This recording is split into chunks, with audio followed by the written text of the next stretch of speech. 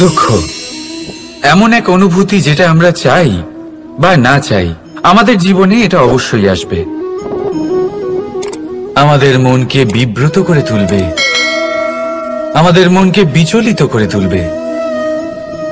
কখনো ভেবে দেখেছেন এই দুঃখ আমাদের জীবনে কেন আসে, কিভাবে আসে?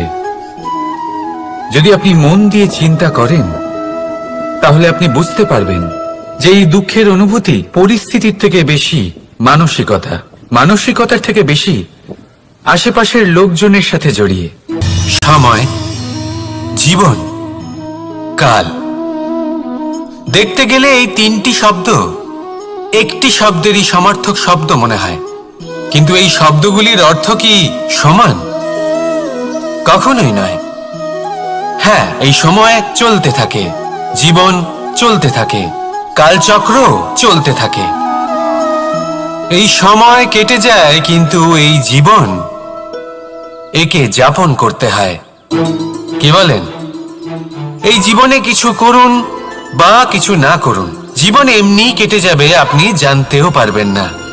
কিন্তু সেটা আমাদের উদ্দেশ্য নয়, একে যাপন করতে হবে। এই জীবনে প্রেরণা পেতে শিখুন, প্রেরণা দিতে শিখুন, আহ্বান গ্রহণ করতে শিখুন, আহ্বান জানাতে শিখুন, মহান কাজ করতে শিখুন, ধন্যাত্মক বোধ জাগিয়ে তুলুন। জীবন অতিবাহিত করার অর্থ কি তা আপনি শিখে যাবেন। কারণ সময় কেটে যায়, সমস্ত যুগ কেটে যায়, কিন্তু জীবনের রীতি জীবন কাটিয়ে দেওয়া নয়, জীবন যাপন করা। এই জীবন সম্পূর্ণরূপে অনুভব করতে হবে, নতুন পথ বানাতে হবে। এবারে যদি এই জীবন বাঁচার সময় একবার ভেবে দেখুন, যদি মনে প্রেম থাকে, সদ্ভাবনা থাকে, তাহলে কি হবে? এই জীবনকে বাঁচার অনুভূতিটাই অন্যরকম হয়ে যাবে, একটা আনন্দময় অনুভূতি লাভ করবেন। তাহলে এটাই করুন আর আমার সাথে ভালোবেসে বলুন, রাধা রাধা। আপনি কি কখনো কোনো জলের ধারা দেখেছেন? তার সামনে যতই মাটি থাকুক না কেন, যতই কাদা থাকুক না কেন, যখন এই জলের ধারা বইতে আরম্ভ করে দেয়, তখন এই কাদাকে নিজেই ধুয়ে নিয়ে যায়। ওই কাদাকে ধুয়ে দেয় এবং নিজের পথ নিজেই তৈরি করে নেয়। তাহলে আপনিও এরকম জলের মতো হয়ে উঠুন। যদি হয়ে উঠতে পারেন, তাহলে নিজের মনের, নিজের ভাবনার, নিজের জীবনের যত অনাবশ্যক তত্ত্ব আছে, অনুপযোগী অংশ রয়েছে, অর্থাৎ অপরিষ্কার অংশ রয়েছে, তা নিজে থেকেই নির্মল হয়ে উঠবে। আর যেরকম জলের ধারা কখনো থেমে থাকে না, সব সময় বয়ে চলে, সেইভাবে আপনিও কখনোই থামবেন না, সবসময় বয়ে চলুন, এগোতে থাকুন। পথে যদি অনেক বিপদ আসে, সমস্যা আসে, থামবেন না, তার উপর নিরন্তর প্রহার করুন, নিরন্তর প্রয়াস করুন আর অগ্রসর হন। আপনি ভেবে দেখুন, এই জলের ধারা কখনো থেমে থাকে না, সবসময় বয়ে চলে, বিপদের সম্মুখীন হয়ে তাকে সাথে বয়ে নিয়ে চলে। সেই জন্য জলের ধারা, প্রবাহমান এই ধারা, এর থেকে কখনো দুর্গন্ধ আসে না, এতে কখনো ময়লা জমতে পারে না, বরং পালিত হয় সুন্দর প্রাণবন্ত জীবজন্তু, যেমন সুন্দর ছোট মাছ।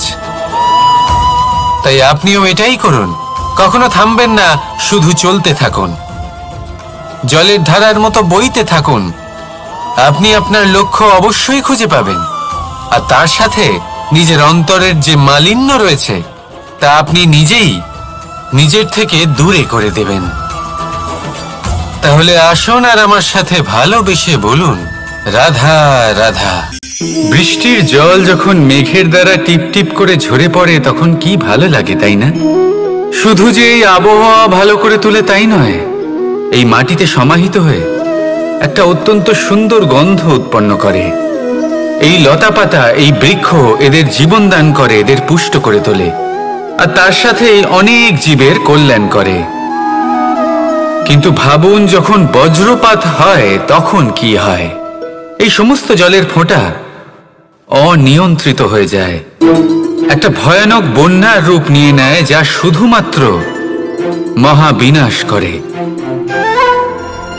এর সারমর্ম কি? এর সারমর্ম হলো কর্ম করুন, কিন্তু তার নিয়ন্ত্রণ রেখে। যদি আপনি নিয়ন্ত্রণে না থাকেন, তাহলে আপনিও জীবনরূপী এই বর্ষার পরিবর্তে ভয়ানক বন্যার রূপ ধারণ করবেন। এবার বিকাশ ঘটাবেন নাকি বিনাশ, সিদ্ধান্ত হলো আপনার। যদি বিকাশ ঘটাতে চান, তাহলে নিজের কর্মের সাথে সাথে নিজের মনকেও নিয়ন্ত্রণ করতে শিখুন। এই মনকে সংযত করুন, একে নিয়ন্ত্রণে রাখুন, নিজের কর্মকে নিয়ন্ত্রণে রাখুন, ভারসাম্য বজায় রাখুন। আর আমার সাথে ভালোবেসে বলুন, রাধা রাধা। কখনো ঘোড়া আর তার ঘোড়সওয়ারিকে দেখেছেন? ঘোড়ার ডান এবং বাম দিকে যেন একটা পর্দা লাগানো থাকে। তার কারণ কি? যাতে ঘোড়া অন্য কোনো দিকে দেখতে না পায়, শুধুমাত্র সামনে দেখে আর সেই দিকেই এগোতে থাকে। বলতে গেলে এটা খুব সাধারণ ব্যাপার, কিন্তু এর পেছনে খুব বড় এক বিজ্ঞান লুকিয়ে রয়েছে। আপনি যদি জীবনে নিজের লক্ষ্যে পৌঁছতে চান, তাহলে আপনাকে এদিক ওদিক তাকানো বন্ধ করতে হবে, শুধু সামনে নিজের লক্ষ্যের দিকে তাকিয়ে থাকতে হবে। তখনই জীবনে সাফল্য লাভ করবেন। ঘোড়া তো শুধুমাত্র এক পশু, তার উপরে লাগাম পরাতে হয়, চোখের ডান এবং বাম দিকে পর্দা পরিয়ে দেওয়া হয়। আপনি হলেন মানুষ, আপনাকে লাগাম কে পরাবে? কেউ না। এটা আপনাকে নিজেকেই করতে হবে। মনের গভীরে প্রবেশ করুন আর আবেগগুলিকে লাগাম পরান, তাদের নিয়ন্ত্রণ করতে শিখুন। আর নিজের দৃষ্টি সামনে, শুধু নিজের লক্ষ্যের দিকে। মনে রাখবেন, যদি আপনার দৃষ্টি শুধুমাত্র নিজের লক্ষ্যে থাকে, তাহলে লক্ষ্য ভেদ অবশ্যই করবেন। যদি একাগ্রতা এদিক ওদিক চলে যায়, তাহলে লক্ষ্য হারিয়ে যাবে। রাধা রাধা। তৃতীয় প্রশ্ন, ভগবানকে জাগানোর পূর্বে আপনি কি নিজেকে জাগিয়ে তুলেছেন? আপনি কি আলস্য ত্যাগ করেছেন? তৃতীয় প্রশ্ন, ভগবানকে জিজ্ঞাসা করার আগে আপনি কি নিজেকে জিজ্ঞাসা করেছেন যে আমি কেন এত অসফল হচ্ছি? যদি না করে থাকেন, তাহলে সবার আগে এটা করুন। আপনি সমস্ত প্রশ্নের উত্তর পাবেন, সমস্ত বিপদের পরিত্রাণ পাবেন। অন্য কোথাও নয়, নিজের ভেতরে তাকিয়ে দেখুন। চেষ্টা করুন নিজেকে জাগিয়ে তোলার।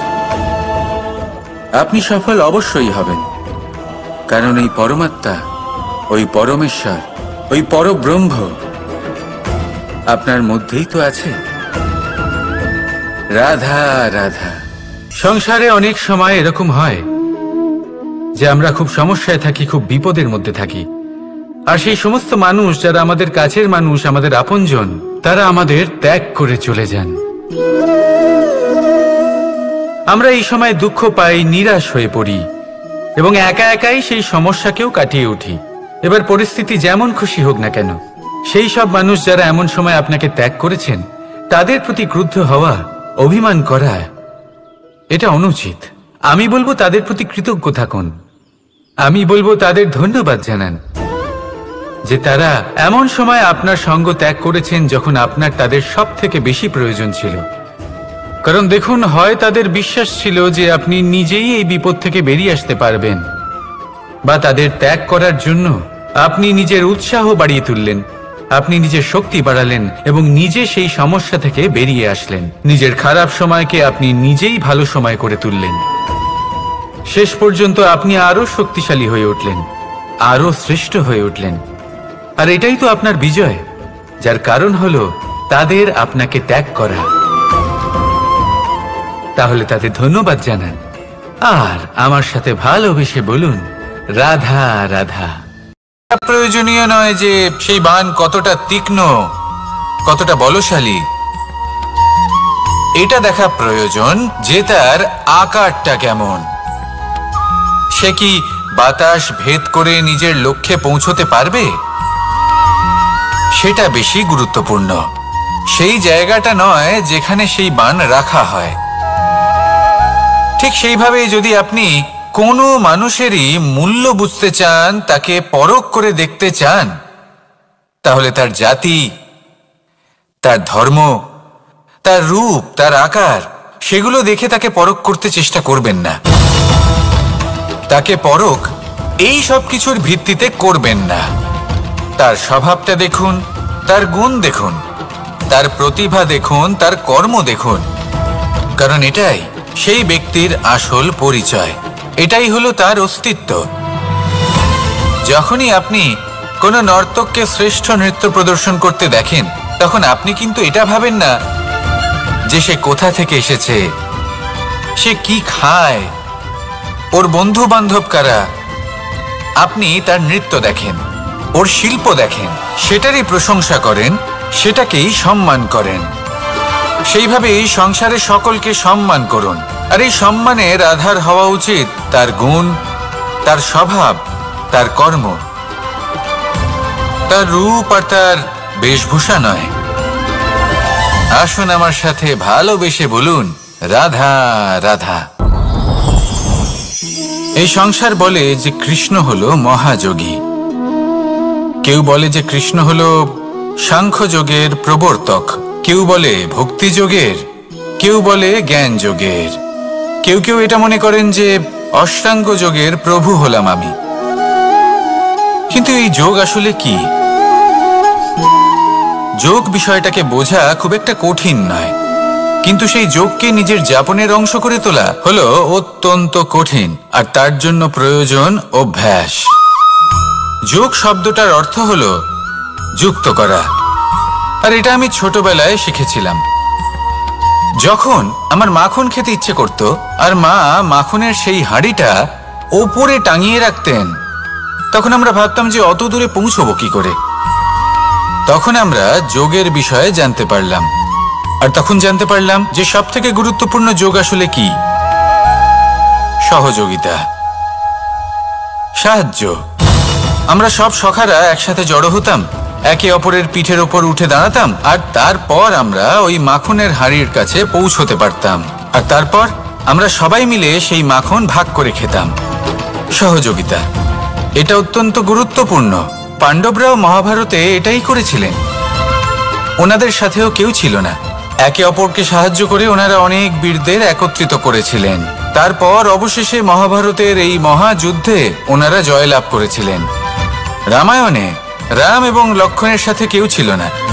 সহযোগিতার মাধ্যমে ওনারা ভাল্লুক আর বানর সেনাকে একত্রিত করেছিলেন, আর এই সংসারের সব থেকে প্রবল রাক্ষস রাবণকে বধ করেছিলেন। মনে রাখবেন, একসাথে মিলে যদি আপনারা কর্ম করতে শেখেন, তাহলে এই সংসারে এমন কিছুই নেই যেটা আপনি অর্জন করতে পারবেন না। আসুন আমার সাথে ভালোবেসে বলুন, রাধা রাধা। আমরা সকলে সামাজিক জীব। মানুষের সাথে দেখা সাক্ষাৎ করা এটা চিরকালই চলতে থাকে। আমরা কখনো কাউকে উপহার দিই, আবার কখনো কেউ আমাদের উপহার দেয়। কখনো কি এমন হয়েছে যে আপনি কাউকে একটা উপহার দিয়েছেন, কিছু সময় পরে বা কিছু মাস পরে সেই উপহারই ঘুরে ফিরে আপনার কাছেই এসেছে, অর্থাৎ সেই বস্তুটাই আপনার কাছে আবার ফিরে এলো? এরকম হয়। ছেলেবেলায় একদিন একজনের বিবাহ ছিল, তখন মা তাকে একটা উপহার দিতে চাইছিলেন, তাই তিনি একটা পোশাক বানালেন আর সেটাকে সুসজ্জিত করছিলেন। আমি দেখলাম আর জিজ্ঞেস করলাম যে মা, এই পোশাক এত সুসজ্জিত করার কি আছে? তখন মা বললেন যে কানাই, কখনো কাউকে এমনই উপহার দেবে, এমন প্রকারে দেবে যে সেটা যদি আবার ঘুরে ফিরে তোমার কাছে ফিরে আসে, তাহলে যেন তোমার খারাপ না লাগে। এটাই কিন্তু হয় আমাদের ব্যবহারের সাথে, কর্মের সাথেও এবং আমাদের কথার সাথেও। তেমনই আচরণ করবেন যে আচরণ আপনি সহ্য করতে পারবেন। যদি মুখ থেকে কটু কথা বেরোতে থাকে, তখন নিজেকে সংযত করে নিন। সেই শব্দই প্রয়োগ করুন যেটা আপনি তার বদলে শুনতে চাইবেন, এবং আপনার দুঃখও হবে না, কারণ আপনার কর্ম এমন একটা উপহার যেটা আবার ঘুরে ফিরে ফলস্বরূপ আপনার কাছেই আসবে। সেই জন্য নিজের আচরণ শুভ করুন, নিজের মানসিকতা শুভ করুন, নিজের মুখ থেকে মধুর বাণী নিঃসৃত করুন, আর এইভাবেই মধুরভাবে বলুন, রাধা রাধা। পাশা নামক এই খেলাটি আপনারা নিশ্চয়ই খেলেছেন। না খেলে থাকলে দেখেছেন, আর যদি দেখেও না থাকেন তাহলে নিশ্চিত রূপে শুনেছেন। মহাভারতের এই মহাযুদ্ধ কোথাও না কোথাও এই পাশা নামক খেলার কারণে হয়েছিল। পাশার এই বিচিত্র খেলা, দান, এইসবের কারণে কেউ নিজের মাথায় রাজ মুকুট পরিধান করেছিলেন, আবার সেখানে পরাজিত হওয়ার জন্য কাউকে বনবাসও ভোগ করতে হয়েছিল। কিন্তু এই খেলা সমাপ্ত হওয়ার পরে সমস্ত ঘুঁটি আর এই পাশার ছক একই পুটলিতে স্থান পেল। এটাই হলো আমাদের জীবন। এই সংসারে আমরা জয় পরাজয়ের বিষয়ে এতটাই ভাবি, এত চিন্তা করি যে এই জীবনের খেলার আনন্দটাই উপভোগ করতে পারি না। আর অবশেষে কি হয়? কেউ জয়ী হন, কেউ পরাজিত হন, কিন্তু দুজনেই একই স্থানে পৌঁছে যান। প্রত্যেক ব্যক্তি মৃত্যুর পরে একটি নির্দিষ্ট স্থানেই পৌঁছতে বাধ্য, কিন্তু ততক্ষণ এই জীবন, এই খেলা, তার আনন্দ উপভোগ করুন। এই সংসারে সেই ব্যক্তি শ্রেষ্ঠ স্থানে পৌঁছতে পেরেছেন যিনি এই সংসারকে প্রকাশ প্রদান করেছেন, যিনি কখনো জয় পরাজয় এই বিষয়ে ভাবেননি, শুধু এই জীবনের খেলার আনন্দ উপভোগ করেছেন। এটাই আপনিও করুন আর আমার সাথে ভালোবেসে বলুন, রাধা রাধা। যখন কোনো ব্যক্তি নিজের লক্ষ্য প্রাপ্তির জন্য নিরন্তর পরিশ্রম করতে থাকেন, চেষ্টা করতে থাকেন, তখন তিনি কষ্ট অনুভব করেন, কখনো শারীরিক কষ্ট, কখনো মানসিক কষ্ট। এবার উনি এটা ভাবতে থাকেন যে আমি কি উচিত করছি নাকি অনুচিত করছি। কারণ অন্যদিকে এমন একজন ব্যক্তিও আছেন যিনি একদমই পরিশ্রম চেষ্টা করছেন না। তিনি মদিরা পান করেন, বিলাসিতায় জীবন কাটান, অলস প্রকৃতির হয়ে ওঠেন, নিদ্রাতে বিলীন হয়ে থাকেন আর ভাবেন যে তিনি সুখ লাভ করছেন। কিন্তু এরকম কেন হয়?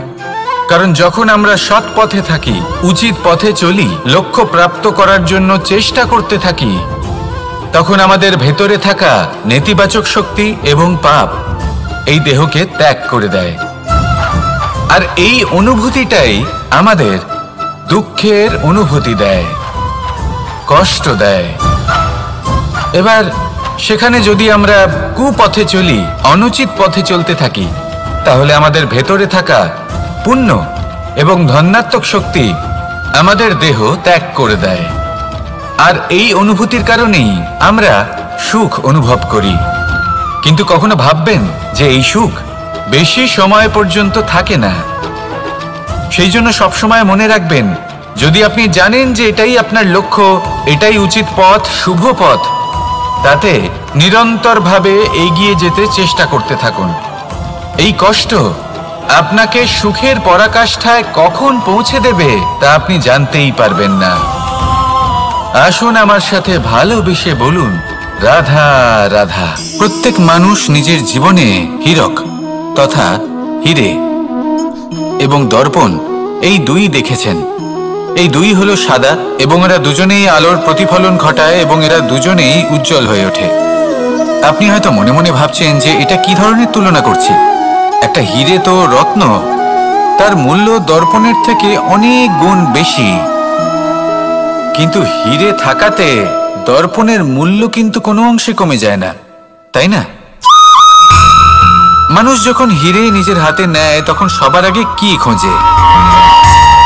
দর্পণ, যাতে তার মধ্যে দিয়ে দেখে সে বুঝতে পারে যে সেই হিরে আদৌ তার শোভাবর্ধন করছে কিনা, তাকে ভালো দেখাচ্ছে কিনা, প্রসাধনের জন্য সেটা ব্যবহার করা ঠিক হবে কিনা।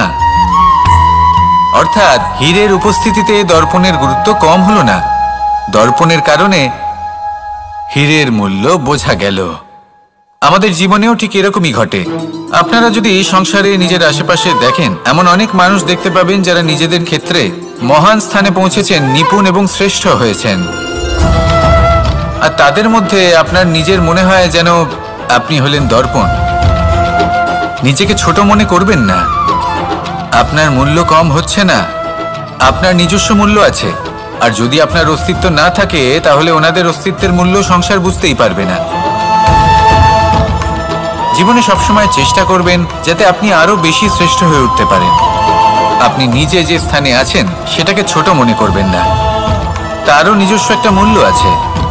যদি আপনি হিরে হয়ে থাকেন তাহলে অহংকার করবেন না, যদি আপনি দর্পণ হয়ে থাকেন তাহলে নিজেকে ছোট মনে করবেন না। আসুন আর আমার সাথে ভালোবেসে বলুন, রাধা রাধা। চলুন আমি আপনাকে একটা প্রশ্ন করি।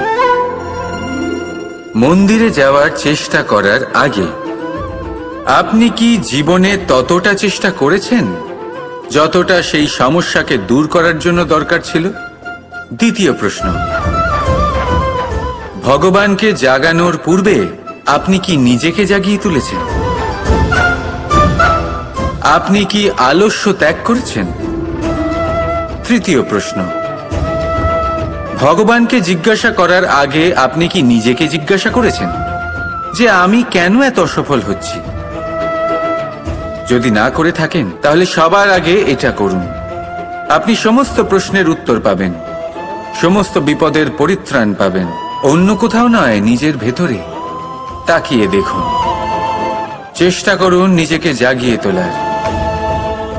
আপনি সফল অবশ্যই হবেন, কারণ এই পরমাত্মা, ওই পরমেশ্বর, ওই পরব্রহ্ম আপনার মধ্যেই তো আছে। রাধা রাধা। সংসারে অনেক সময় এরকম হয় যে আমরা খুব সমস্যায় থাকি, খুব বিপদের মধ্যে থাকি, আর সেই সমস্ত মানুষ যারা আমাদের কাছের মানুষ, আমাদের আপনজন, তারা আমাদের ত্যাগ করে চলে যান। আমরা এই সময় দুঃখ পাই, নিরাশ হয়ে পড়ি এবং একা একাই সেই সমস্যাকেও কাটিয়ে উঠি। এবার পরিস্থিতি যেমন খুশি হোক না কেন, সেই সব মানুষ যারা এমন সময় আপনাকে ত্যাগ করেছেন তাদের প্রতি ক্রুদ্ধ হওয়া, অভিমান করা, এটা অনুচিত। আমি বলবো তাদের প্রতি কৃতজ্ঞ থাকুন। আমি বলবো তাদের ধন্যবাদ জানান যে তারা এমন সময় আপনার সঙ্গ ত্যাগ করেছেন যখন আপনার তাদের সব থেকে বেশি প্রয়োজন ছিল। কারণ দেখুন, হয় তাদের বিশ্বাস ছিল যে আপনি নিজেই এই বিপদ থেকে বেরিয়ে আসতে পারবেন, বা তাদের ত্যাগ করার জন্য আপনি নিজের উৎসাহ বাড়িয়ে তুললেন, আপনি নিজের শক্তি বাড়ালেন এবং নিজে সেই সমস্যা থেকে বেরিয়ে আসলেন। নিজের খারাপ সময়কে আপনি নিজেই ভালো সময় করে তুললেন। শেষ পর্যন্ত আপনি আরো শক্তিশালী হয়ে উঠলেন, আরো শ্রেষ্ঠ হয়ে উঠলেন। আর এটাই তো আপনার বিজয়, যার কারণ হলো তাদের আপনাকে ত্যাগ করা। তাহলে তাদের ধন্যবাদ জানান আর আমার সাথে ভালোবেসে বলুন, রাধা রাধা রাধা। কর্ম। মানুষ সর্বদা কর্ম করতে থাকে, আর এই কর্মের জন্যই সে মান, সম্মান, ধন, প্রতিষ্ঠা লাভ করে। এবার মানুষ সবসময় চেষ্টা করে যাতে সে ভালো কর্ম করে যায়। তাহলে আপনাকে বলি, শুধু ভালো কর্ম করাই আবশ্যক নয়, তার থেকে বেশি জরুরি হলো এই খারাপ কর্মকে বোঝা আর তার থেকে দূরে থাকা। কারণ যখনই আপনি কোনো সঠিক কাজ করেন বা ভালো কাজ করেন, কেউ তা মনে রাখে না। কিন্তু এই সংসারে বিষয়টা হলো এরকম, আপনি একটা খারাপ কর্ম করুন আর সেটা সবার মনে থাকে। এই খারাপ কর্ম কাজলের এক কৌটোর মতো হয়। আপনি যতই চেষ্টা করুন বাঁচিয়ে ব্যবহার করার, কিন্তু এই কালিমা কোথাও না কোথাও অবশ্যই লেগে থাকে। সেই জন্য জীবনে ভালো কর্ম অবশ্যই করুন, কিন্তু তার থেকেও বেশি জরুরি হলো এই খারাপ কর্মের থেকে দূরত্ব বজায় রাখা। আর এটা অবশ্যই করবেন। রাধা রাধা।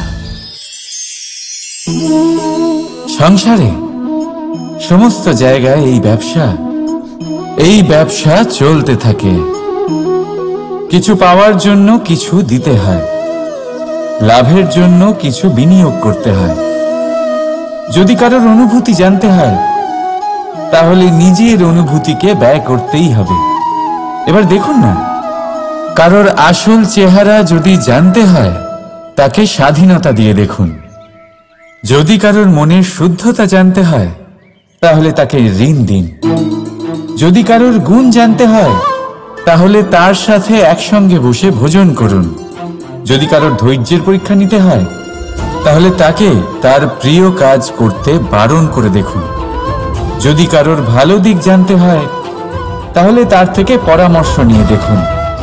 এক অনুভূতির বদলে অন্য এক অনুভূতি বিনিময় করতে হয়। কিন্তু এই সংসারে একটাই এমন অনুভূতি আছে যেটা দেখার জন্য, যেটা পাওয়ার জন্য আপনাকেও ঠিক সেই অনুভূতিটাই দিতে হবে, আর সেটা হলো প্রেম।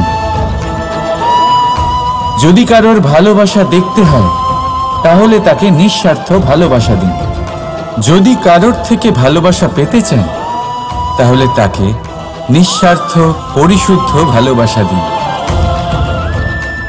রাধা রাধা। কথায় আছে, সময়ের পূর্বে আর ভাগ্যের বেশি কেউ কিছুই পায় না। এবার এর মানে কি এটাই যে আপনি শুধুমাত্র সময়ের অপেক্ষা করবেন, সবকিছু নিজের ভাগ্যের উপর আর কপালের উপরে ছেড়ে দেবেন, নিজে কিছুই করবেন না? যদি আপনি এরকম করেন তাহলে আপনি একটা বস্তু অবশ্যই পাবেন, নিরাশা, অসফলতা। এবারে আপনি বলবেন, যদি সবকিছুই ভাগ্য আর সময়ের উপরে নির্ভরশীল হয় তাহলে আমরা কি বা করতে পারি? করতে পারেন চেষ্টা, পরিশ্রম। এই চেষ্টাই আপনার জীবনে সেই সময়কে আপনার কাছে টেনে নিয়ে আসে, সেই সময়ে যার অপেক্ষা আপনি করছেন। আর এই ভাগ্য তার সামনেই নত হয় যে সর্বদা পরিশ্রম করতে থাকে।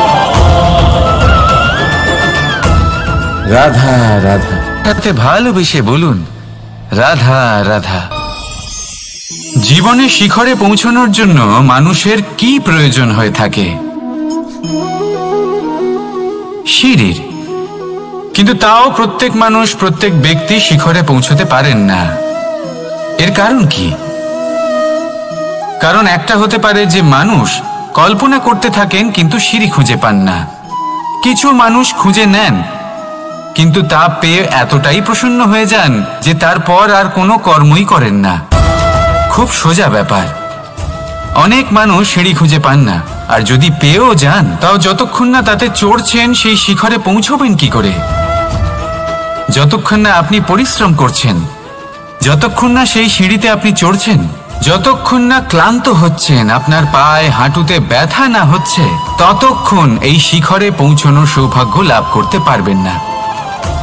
তাহলে কল্পনার সাথে কর্ম করুন, পরিকল্পনার সাথে পরিশ্রম করুন, সব কিছু পাবেন। আসুন আমার সাথে ভালোবেসে বলুন রাধা রাধা। সমস্যা, কঠিন সময়, সংকট, বিপদ কার জীবনে নেই? প্রত্যেকের জীবনে আছে। কিন্তু আমাকে একটা কথা বলুন, যদি নৌকায় ঢেউকে ভয় পেতে শুরু করে তাহলে সাগর পার করবে কে? কখনো কোনো ছোট্ট পিঁপড়েকে দেখেছেন যে আকারে হয়তো ছোট হতে পারে কিন্তু বড় শিক্ষা দিয়ে যায়?